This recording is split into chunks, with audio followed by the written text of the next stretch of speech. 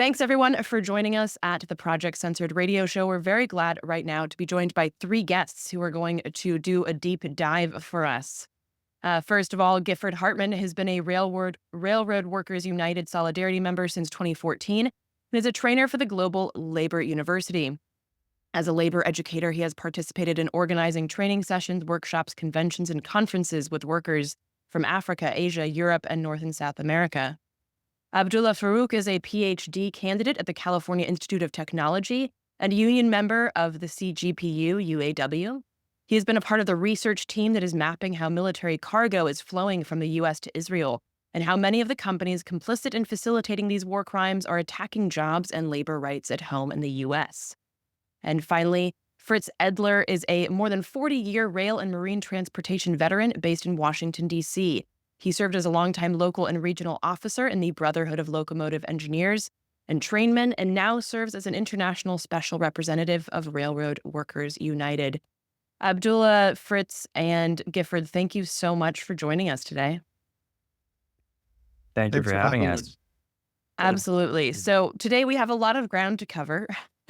And what it might first seem like disparate issues, i.e.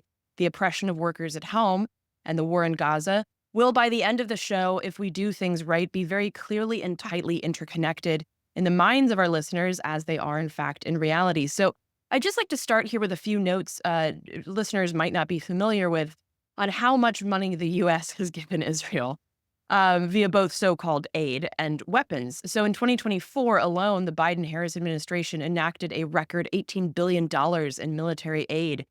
And according to the Council on Foreign Relations, Israel has been the largest cumulative recipient of U.S. foreign aid since its founding, receiving about $310 billion adjusted for inflation in total economic and military assistance. A total of 78% of Israel's arms imports come from the U.S. alone. So, as we've covered before in the show, the genocide in Gaza could literally not continue without the U.S.'s active support. And listeners might recall that we had on the show Christian Sorensen, who's a veteran who runs the Substack Mapping the Business of War. And he talked about how deep and broad the military-industrial complex's control is, touching on all industries and issues, essentially. And he also spoke about how we can shift away from such a war-based economy to something that's better for all people. So I wanted to start here with y'all. In order for things to change, there has to be a reason, like, i.e. people have to push for it. I often like to say that no good change in this country has come just because people voted in a certain way. It came through organizing and disruption of the status quo. So broadly speaking, what do workers have to gain by disrupting this supply chain? And in fact, what are the risks? Yeah, maybe I can start with that. There's a really interesting quote recently from Ann Wagner, who is a congressional representative, and she was fighting with Blinken. And she was fighting with Blinken because she believed that Blinken was delaying a weapons shipment to Israel. And she said something to the effect of, if you don't send these weapons, if you keep delaying these weapons shipments, my constituents aren't going to be able to pay their mortgages. My constituents aren't going to be able to pay for their daycare. And that just really illustrates the idea that right now, there are huge portions of America that are totally propped up by our war machine. How is it fair that we continue to send billions of dollars in aid to Israel as it commits its genocide, while American workers are reliant on that arms manufacturing just to be able to pay for their basic necessities, right? And there's a real opportunity cost just in terms of the amount of money that we send in military aid to the other side of the world, while Americans still don't have healthcare, right? We still don't have universal healthcare. While we have more than enough homes to house homeless people, but we still are living in a housing crisis. And so as long as our government continues to spend money on endless wars, the real people that stand to suffer from that are the working class. I could add that as horrible as it is, and I do believe, and I probably will end up saying it again and again, I think most Americans are horrified by what they see about what's going on in Gaza today, that the war industry aspect of things in the transportation sector, in the supply chain, is just one of the things that is a profit center for the employers that if they put more and more of their emphasis on that, regardless of where those weapons are going, just the way one of the problems that we may get a chance to talk about later is about how on the railroads, the owners of the railroads have figured out how to make money without running trains, without doing the service to the American people that the largest rail network in the world was basically constructed to do. So they want to run unit trains. They want to just, they don't want to do any local service. These sorts of things, which is, the war industries and the supplies related to it is perfect for that. So even if you absolutely, unethically, immorally didn't care about where those things were going and you worked in the supply chain, you would be, disadvantaged. You would end up having a worse situation for your future, possibly your whole employment, your community. And then we'll get into the safety questions later. But Yeah, absolutely. And Abdullah, I wanted to, because you wrote in an email to me about how the logistics companies that oppress workers here are the same ones implicated in genocide. And this goes to something that I often say, that imperialism is a home game. We can't expect companies that peddle death and destruction globally to act like Mr. Rogers at home. So could you give us some more examples of what that looks like? Yeah, definitely, Eleanor. So a really exciting campaign that's going on right now that I've been helping with some of the research for is the Mask Off Maersk campaign. And this campaign is targeting Maersk, which is the second largest marine logistics company in the world, that has been transporting military cargo for the U.S. Department of Defense to Israel. And what I want to emphasize about Maersk is that it really is a company that's oppressing workers at home and all around the world. 3 years ago, Maersk had to pay out $750,000 to a mariner that was on one of its freighters because of consistent consistent labor violations that Maersk was committing against this whistleblower. But it goes even beyond that. You might have been familiar with the recent ILA strike that stretched up and down the East and Gulf Coast. A major issue in this strike was the question of automation without a just transition. And the ILA specifically noted the presence of the automated terminal in Mobile, Alabama, and cited that as one of the reasons why they ended up walking out of negotiations. And across the country, Maersk has been leading in automation without any plan for a just transition. I live in LA, and so I'm really close to the port of Los Angeles. And in LA at the APM at Pier 400, the Maersk terminal is fully automated, right? And so this is kind of the plan that Maersk has to reduce the power of labor, to attack good union jobs, and in doing so, reduce the ability of people of conscience also to be able to disrupt the flow of goods and not just goods, but also, weapons in the case of imperialism. Did anyone want to add to what Abdullah just said? Yeah, what I add to that is, this is a bigger question or a bigger topic, but the containerization and globalization is, over time with automation, like Abdullah mentioned, the APM terminal at the Port of Los Angeles. Well, it's really one big complex. Long Beach is right next door. It's really one big, single unit. The Long Beach container terminal over the last 10 years has been automating. But if we look at automation in this sector, which is, intermodal cargo container transportation, over time, once they automate, first it was the container, then the cranes, it reduced the workforce by almost over 90%. So what we're really talking about is these big corporate behemoths putting people out of work. But they don't put everybody out of work. They just create systems where they could find the cheapest labor around the world and create these supply chains that tie it all together. So these are, just let me put it bluntly, bad actors, and Maersk is one of the worst. And by moving more material, it is a player in this imperial, profit-making venture. Yeah, absolutely. And I'm curious then as well, in terms of the kind of the mentality, not just with automation, but like I oftentimes say that the people in the US are some of the most if not the most propagandized people on the planet. We're raised in this sort of American exceptional paradigm.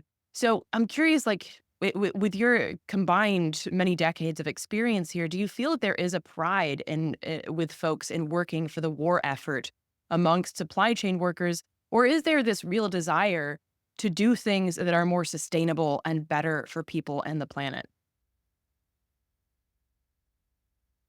Well, I can speak for railroad workers in this regard, or at least the the narrative among railroad workers that we commonly encounter is that there is a pride in the fact that we put people, like for example, a lot of my career is in the passenger side.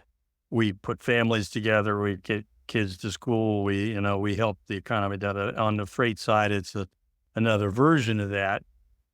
But then there is, in fact, particularly because so much of the workforce has had some kind of an experience in the military, that it becomes part of their own sense of their own purpose and what they've done in their lives or whatever, that this must also be sort of uh, a patriotic thing, even though often, as you know, that some of those people who've gone through those experiences have learned that in practice it's not something that actually helps the people of our country.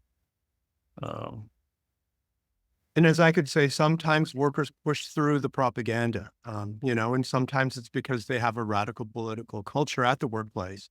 And one really great example is here where I live. I live in San Francisco, and the Longshore Union is the International Longshore and Warehouse Union, the ILWU.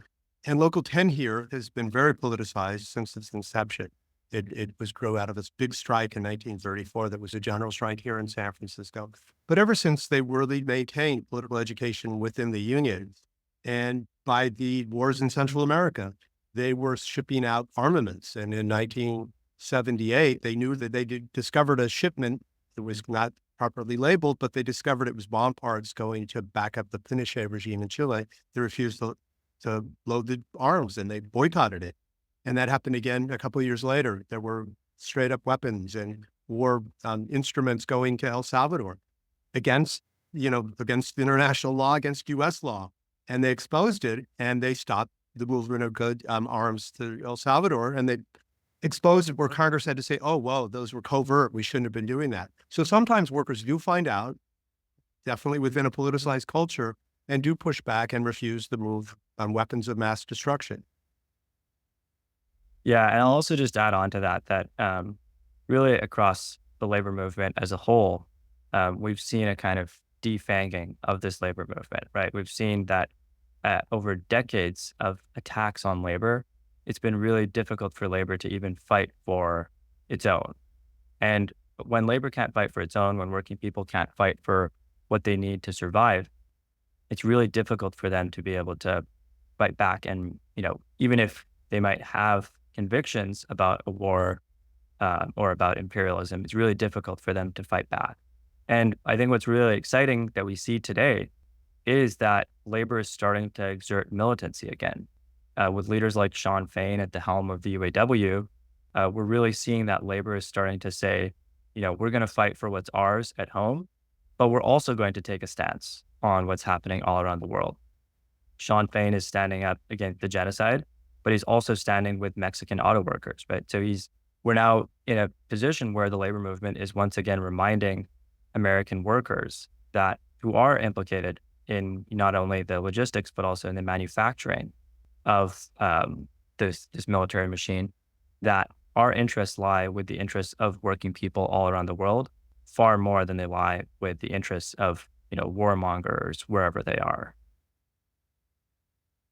Yeah, thank you. I think that's a really important context. And well, with that, I'm also curious because I know that y'all have been, I spoke to Fritz when he was in France, and I know that y'all do work with international workers, and I'm curious how much that influences how workers here feel.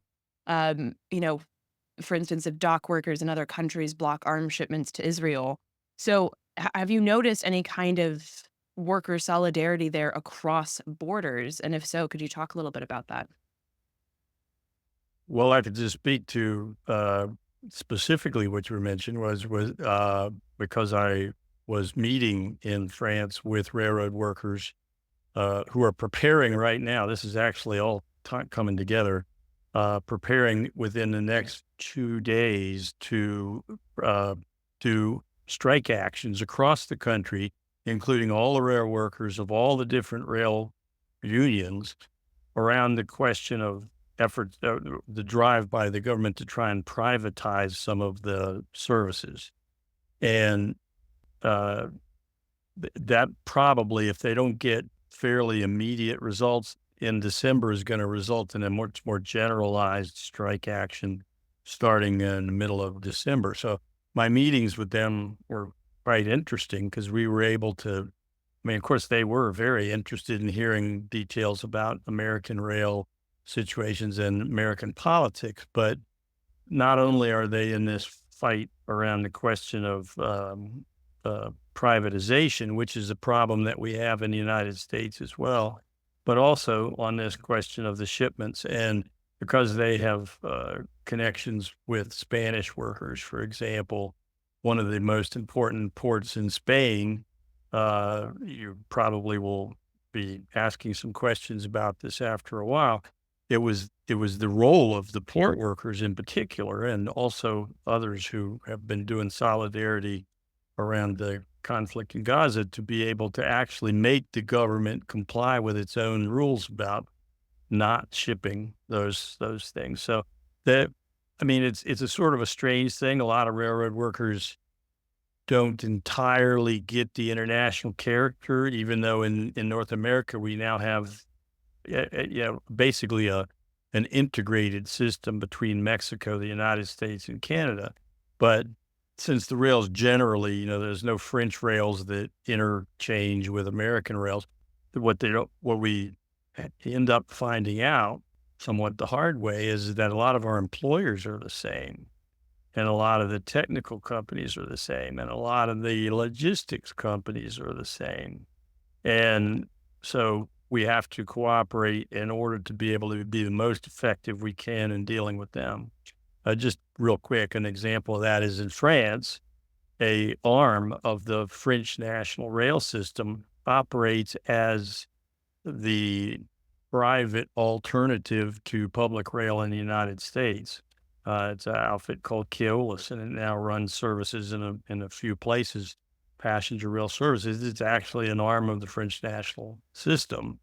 So we have, in a sense, the same employer and the same fight about the question of privatization. Well, back to your question about workers crossing borders, across borders, historically, I would say even over the last 175 years, some of the most militant workers, because they are truly globalized, are people who are seafarers who sail the ships, who go to different ports, but also interface with the dockers in those ports. And there's often a tradition where people work between the sectors. Sometimes workers get tired of working on ships and they hit the beach and they start working in the docks. And they, work with people who speak different languages, come from different countries, or travel to those different countries. And historically, they've been the most radical part of the working class, and they've often been the most prone to strike. They've also, as I had that example here in the San Francisco Bay Area, been the most politically conscious. And so one specific example that happened more recently was this past October 18th. There was a shipment of arms going through Europe. It stopped at Piraeus, which is the port to the city of Athens in Greece, and they were going to ship containers of ammunition to the port of Haifa in Israel, and the workers refused to work that ship. And I'm hoping there's some other examples with my comrades here, but dock workers have a history of being very radical. The Spanish dock workers have been incredibly radical, and perhaps one of my fellow panelists could talk about Algeciras in Spain, which is a Maersk dock that was part of the protest movement. Yeah, I'm happy to chat about that. And so basically over the last week, there's been some really incredible movement. So our research showed that this port in Algeciras, Spain, I don't know if I'm pronouncing that correctly, is one of the crucial ports or the shipment of military cargo onto Israel. So U.S. flagged ships carry military cargo from the U.S., from the Port of Elizabeth, New Jersey, to Spain. And then that material gets transshipped on from Spain to Israel. And so when the Spanish government was made aware of this, they have a policy right now of an arms embargo. And so they started to turn ships away from Algeciras. And this was a result, again, of pressure that workers and civil society groups and parties that were putting on the Spanish government. But when those ships were turned away, they ended up going down to Tangier, which if you can take a look at a map, you can see that that's actually not a very far distance. And so it's not a significant disruption on its own. But once workers in Tangier found out what was on these ships and where they were actually going, workers in Tangier started to really protest against this. And we saw this massive wave of protests over the last week in Tangier, including 10 workers at this port that refused to unload this cargo. And again, they're jeopardizing potentially their jobs and their safety by doing so, but they refuse to do it. And this is not an isolated incident. If we go back to the Gulf War, there are amazing examples of workers that were crewing ships that were carrying cargo for the U.S. Department of Defense into Iraq. One of the really cool examples was a ship called the Banglar Mamata, where once they found out it was an entirely Bangladeshi crewed ship, and once they found out that they were shipping weapons into Iraq, they refused to do so. And the Department of Defense tried to cajole them and tell them, hey, you got to do this. But they ended up actually jumping ship in Oakland.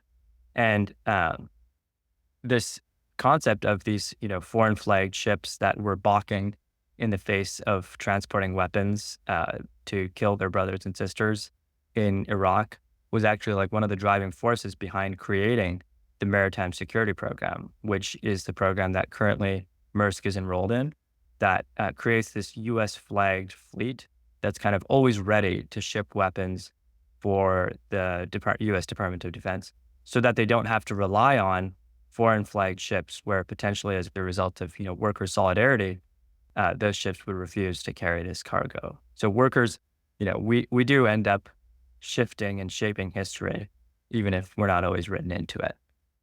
And if I could jump back, Abdullah's, that one example is incredibly inspiring. The Gulf War back in 2003, there's some others. And, it shows the international scope of the resistance. I have one example in early 2003, 200 dock workers in Nagasaki, Japan, saw that some of the shipments were going to the U.S.-led war in Afghanistan, and they refused to move the cargo.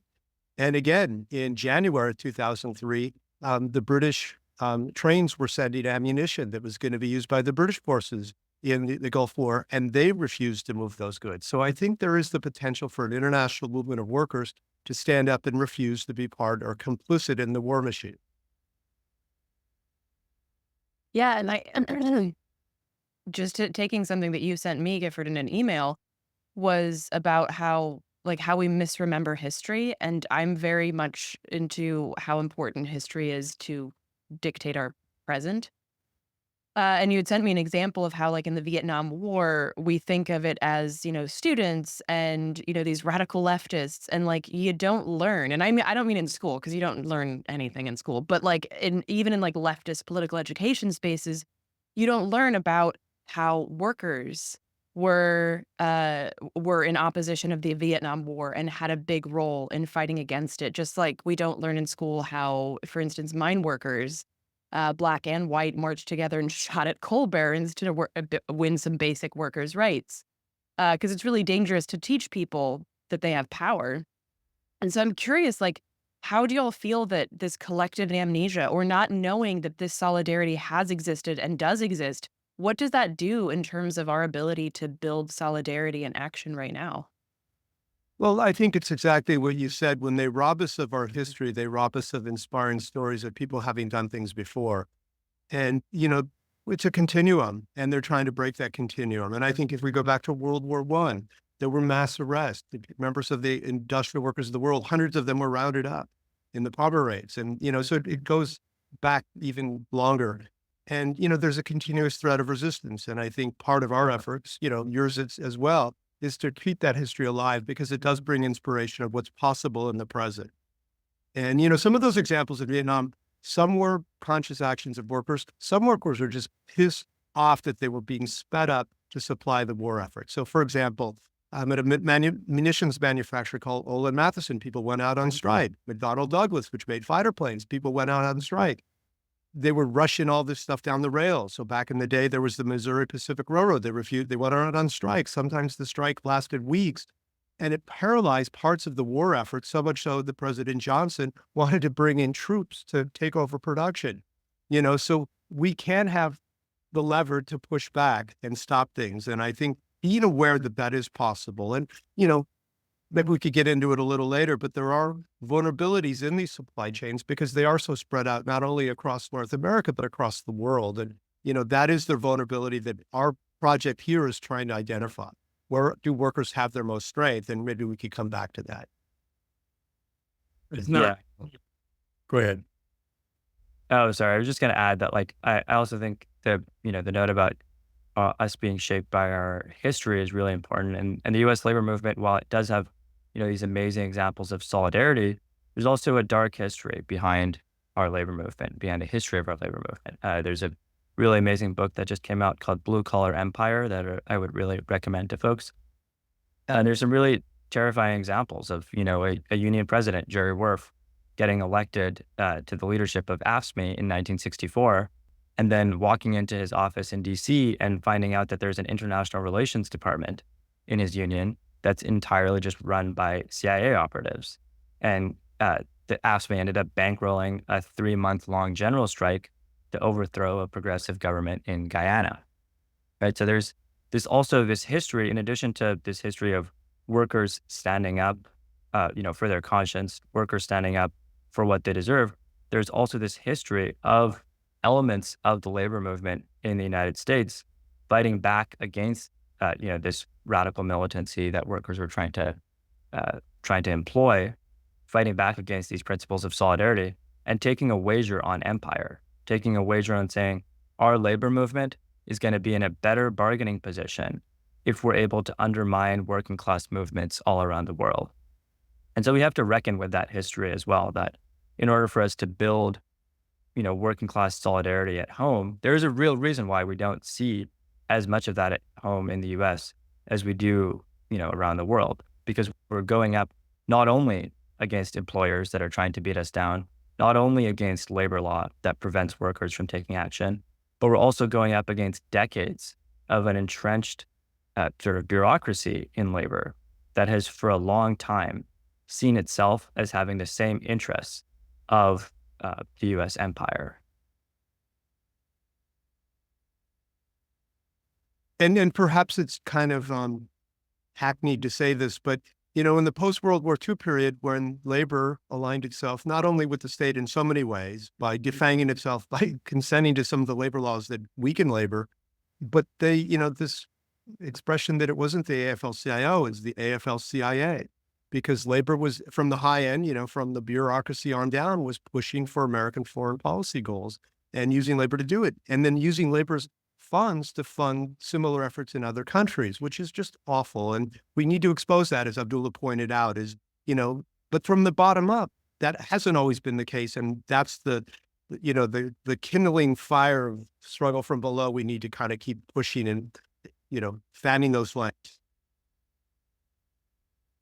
Fritz, did you want to add something? Well, I was just going to touch briefly, is not really the part of our what we're really mostly talking about, but the role of the soldiers, and keeping in mind that the soldiers themselves are on a continuum between blue collar workers and their service in the field and whatnot like that. And that particularly in a lot of this era where we're talking about having lost the memory of it, the radicalization of the soldiers is what actually helped to give, partly because you're working with them later and whatnot like that, a sense to the people in some of these transportation sectors that they had the right to have an opinion that was counter to the overline, the main one or whatever. since the Second World War, in particular, with the hegemony of U.S. economy and whatnot like that, it was possible for people in labor, and this gets to some of the stuff that both Abdullah and Gifford were talking about, to be able to appear to be able to serve working people's needs without actually having to do any struggles. And they were also, of course, in that same era, worried about red baiting, worried about radical baiting and things of that kind. That's still a problem to some extent. And it would be different if you were dealing with the public sector instead of with private employers, because then it ends up being like, well, it's not really the purpose of your contract or whatever like that. We should get into that at some point. But I just think that it's important to keep in mind that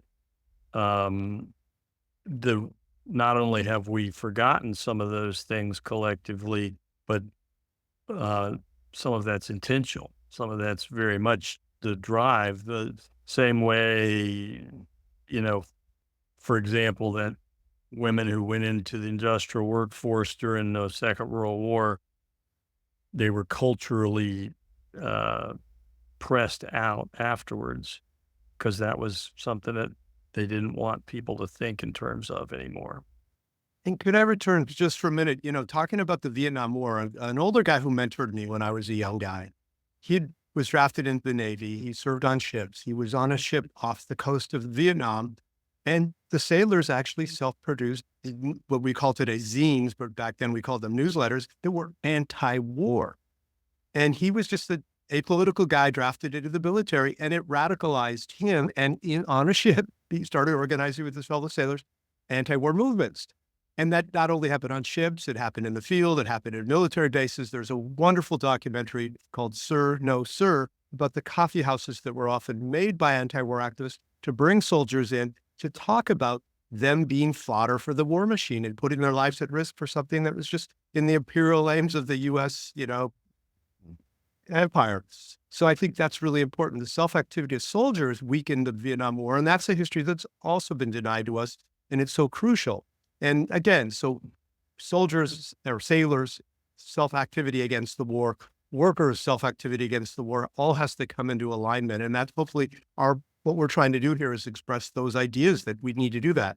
Now, that's hard to do in places like Gaza, but we do really need to keep that in mind, is the people on the ground in Gaza or the West Bank or Lebanon are also our comrades that we're trying to help strengthen their struggles from the outside, but they're the people who are really fighting against this oppressive regime.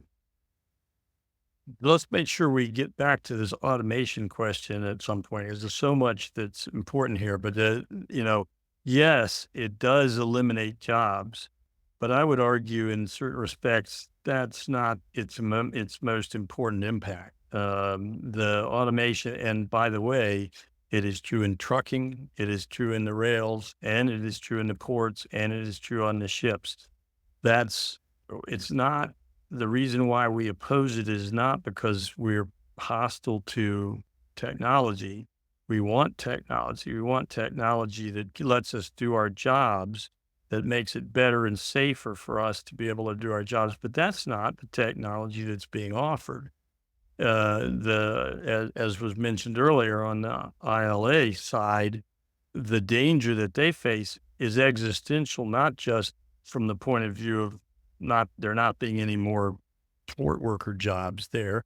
It's that those ports will be robots run remotely, and the remote nature of that will mean that even just the domestic aspects of the safety will be impossible. So that and these things also affect the interchange between the truckers and the rail that go in and out of the ports. It basically is way beyond just the question of that there won't be as many jobs, and the jobs that'll exist won't be good jobs. And other of the things is the ports will be militarized in this respect. So they may be robotized, but they'll also, the people who will be there who otherwise might be capable of exercising judgment to protect local communities are now going to be basically just security checkpoints. And nobody who actually lives here is well served by that. Yeah, I mean, and we can dive in, since you're headed that way, Fritz.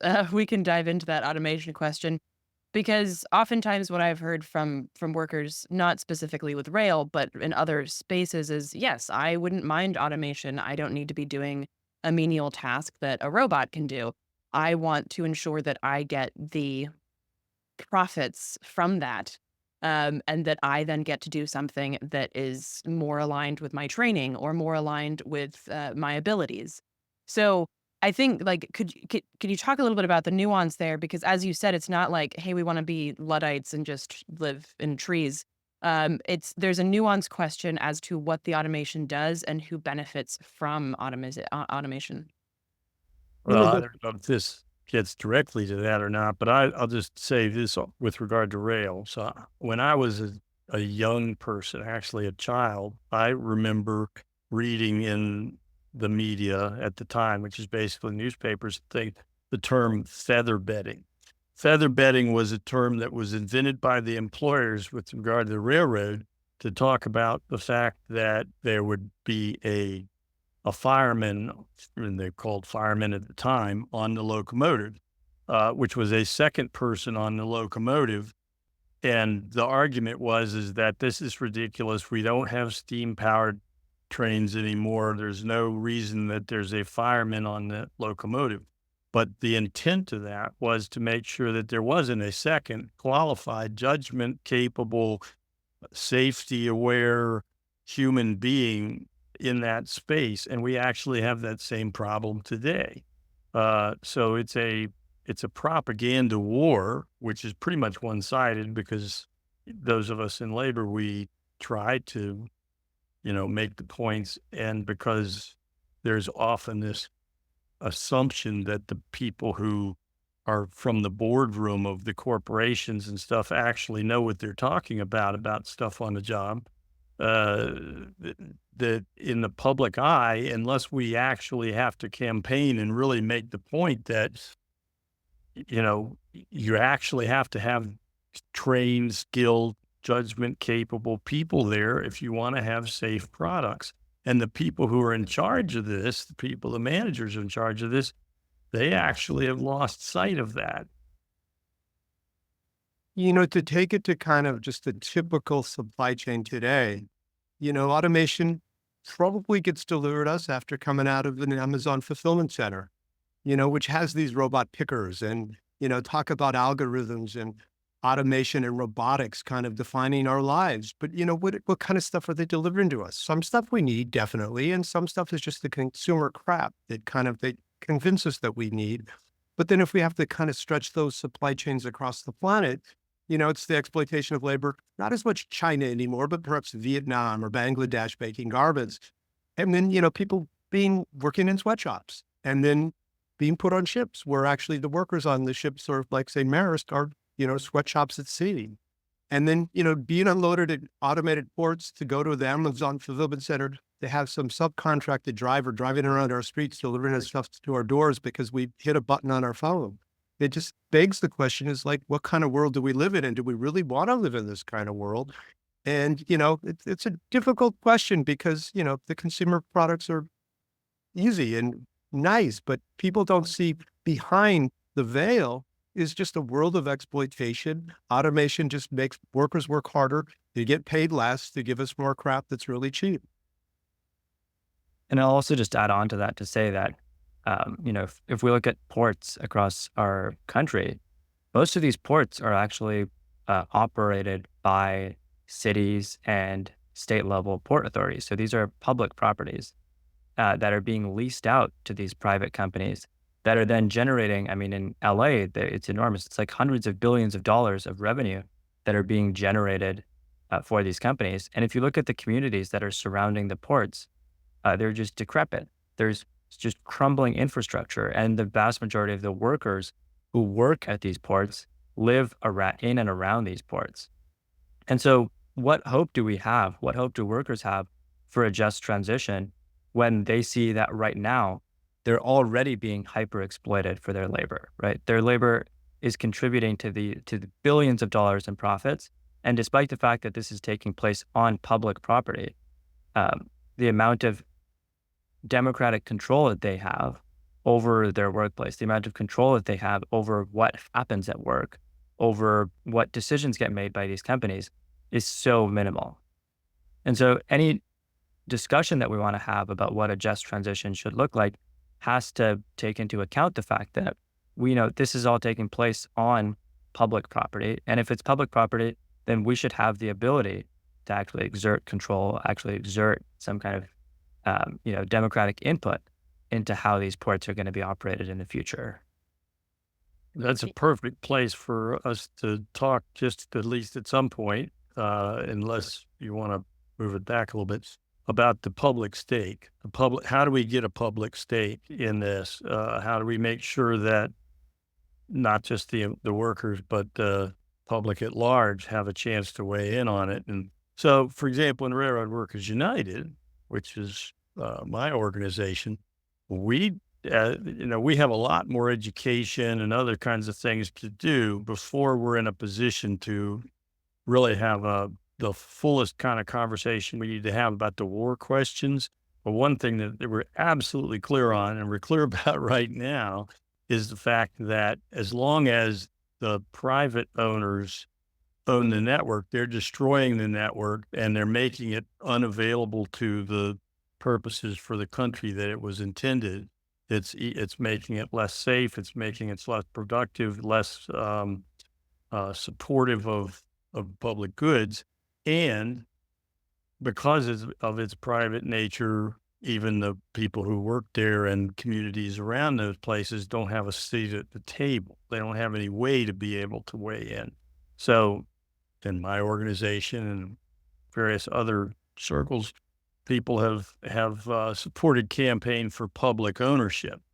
And I would just say, just from the point of view of re-emphasizing what Abdullah was just saying, that if we want a stake in this, if we want to be able to weigh in, whether it's, actually on the job or in the public narrative or whatever, we have to have leverage. And one of the most important things about that is the public stake. And we see it really blatantly in rail, but there's versions of it in all these other places as well. And just to pivot back to, following up with what Fritz said and Abdullah said, is this idea of just transition. Fritz has great ideas about what could happen on the rails, but there is one amazing, inspiring example. And that's, I think, is the seminal idea for just transition. Is in 1976 in the UK, they were going to close a place called Lucas Aerospace. And because technical changes and stuff, but it was producing military hardware. And the shop steward said, well, we're going to lose our jobs, but also we don't want to have a world where just the production of armaments moves elsewhere. We want to transform the way we live. And they created something called the Lucas Plan. It was a group called the Combine. And the shop steward said, wow, we could make socially useful things. We could develop products like hybrid cars or heat pumps for houses for making them more energy sustainable, or, ecologically sustainable energy systems. And I think there is a model there that the working class knows how the system is put together. And we also could kind of disassemble it and make it more ecologically sustainable, more democratic, and not as driven by the capitalist profit incentive. And there are countless examples. What RWU is doing right now is a great example, but to kind of like publicize these efforts to say that, there is a way to transition to a better world, because there is a sense of hopelessness of like, they don't have the jobs. What happens? We're just we're dependent on them, but we can envision another way to live in the world. And I think there's some powerful examples. And I think that's part of what we're trying to do today, is just promote those examples. And sometimes to say we could disassemble the war machine and build something that makes things that are truly socially useful. Yeah, and just to talk about this on the mariner front, right now, the merchant marine is actually facing a really large deficit in terms of being able to recruit people. There's a predicted shortfall of about 2,000 merchant mariners, which means that if the U.S. Department of Defense actually needed to do the force projection that it always wants to be prepared for, it actually would only be able to meet about 65% of its needs, according to senior generals in the Transportation Command.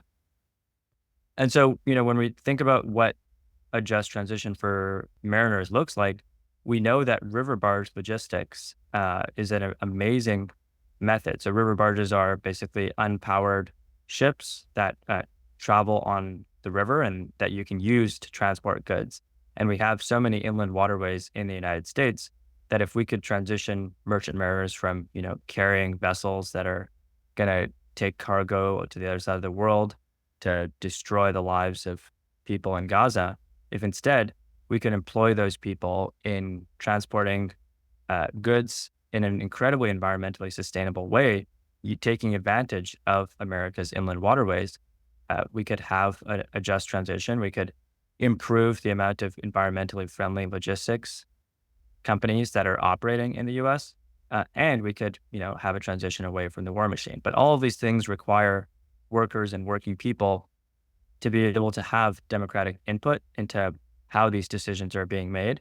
And it requires us to move away from just trying to prioritize endless profit, in a way that's destructive to the environment and in a way that's destructive to lives all around the world.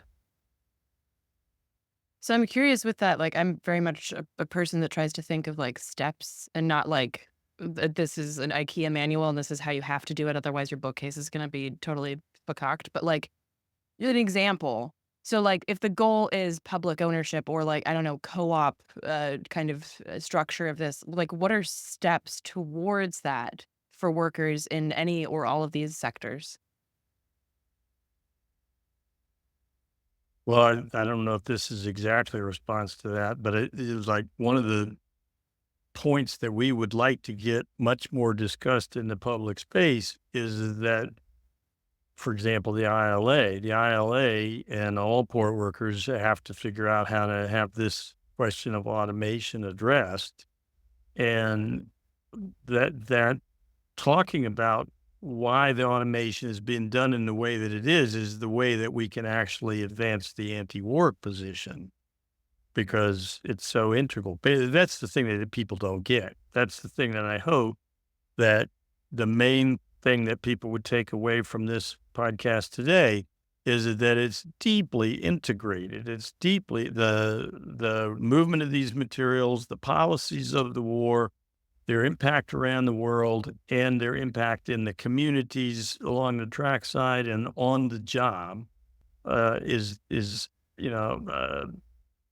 it's all one thing, but people don't commonly consider it to be that. And so if we have success at all, it will be to get people to understand that, for example, remote control locomotives on the railroad is the same problem as remote control cranes in the port, is the same thing with remote control trucks.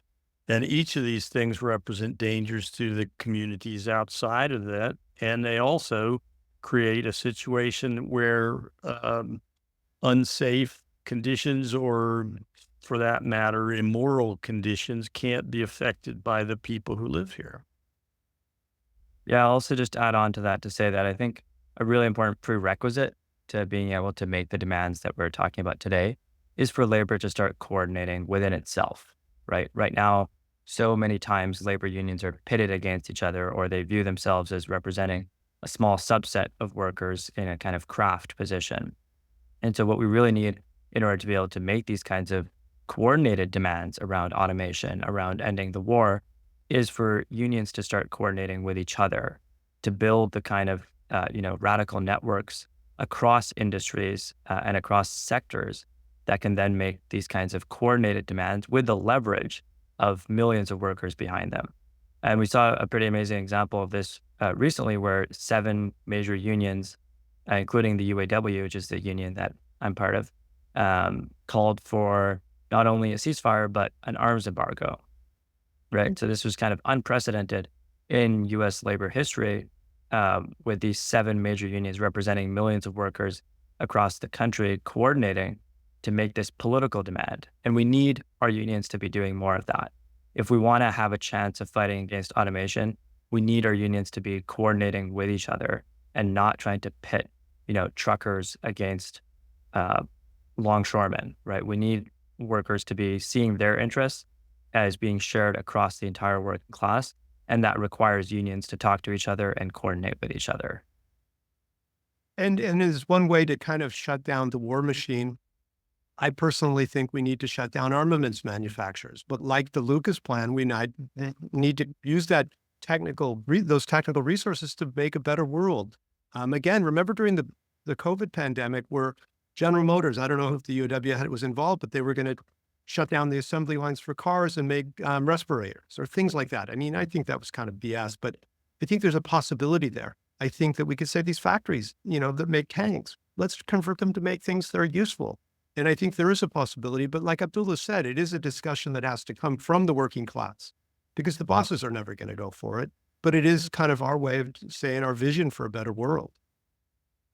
And I want to give a quick shout out to the Connecticut dissenters, which is pushing a plan for specifically that, so Connecticut is where the F-135 engine, which goes into the F-35 jet fighter, is built. And they're trying to push forward a plan to transition away from building jet fighter engines and instead to build green locomotives. So check them out.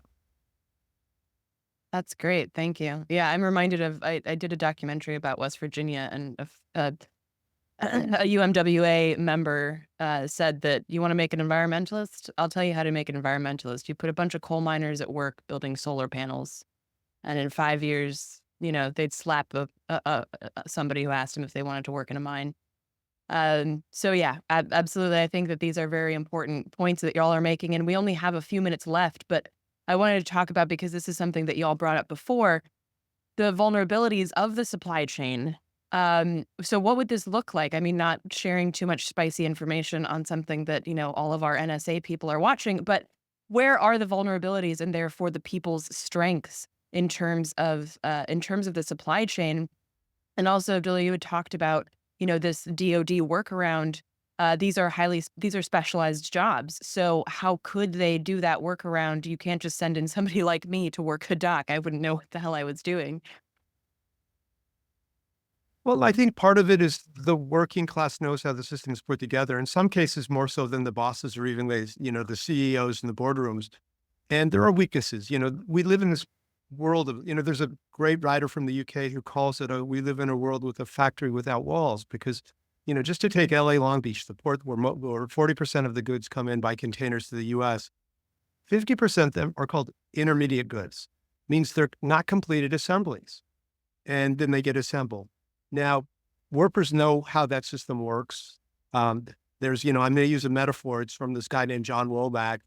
He says there's seams or zippers, or there's where the parts go together, like at a dock, a warehouse, along the rails, along truck routes. And I think to begin is, the workers along these supply chains know how the system is put together. And then that's the beginning of refusing some things, but also making lives better for themselves. Now, I'm not answering your question, but the vulnerabilities are where the working class has power. And the more we could actually make people aware of that across the different sectors, from maritime to the longshoring, to the truckers, to the train operators, to the Amazon fulfillment center workers, the last mile delivery people. And if they all come together in some kind of collective, whatever we're going to call it, solidarity networks or whatever they are, I think we begin to ask some of the questions that we've discussed today. And I'm not answering your question, but I think that's a process that's beginning, and I'm hoping that we can continue to kind of propel it forward. Well, let me I'll just add on. Sorry, go ahead. If the ILA, who have, again, because the automation question is the one that's not resolved, said that the bargaining is not fruitful.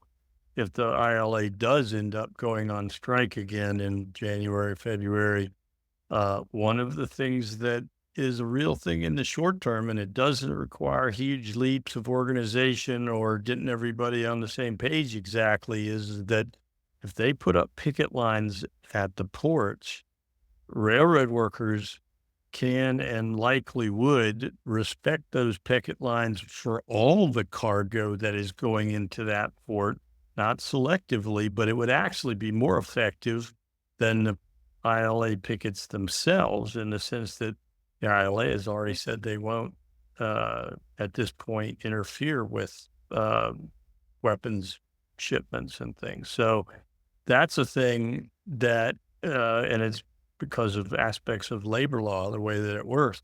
That might be something that we see in the very near term, within the next couple of months, and it will enter into the public narrative as well. So, yeah, and I was also just going to say that, there's just geographical limitations to logistics that whether you're an empire, whether you're a multi-billion-dollar company, are very difficult to kind of overcome, right? The port that was being used until very recently by these ships in the maritime security program to ship weapons or to ship military cargo onto Israel in Algeciras is one of the few entry points into the Mediterranean, right? And so you literally have a physical choke point there where if you're able to organize workers and governments and civil society organizations to not allow ships to actually dock in these kind of choke points that are determined by geography that are really difficult to kind of get around, now you have a choke point that's very difficult for an empire or a company to actually resolve. And just to add on one more thing, the world does have these incredibly vulnerable choke points from the Panama Canal to the Suez Canal to the Straits of Malacca to the Straits of Hormuz. Just maybe that's not a correct one, but around the world, there's these narrow constrictions, bottlenecks, or choke points, and they could be exploited for the purposes of working class gains against wars and things like that.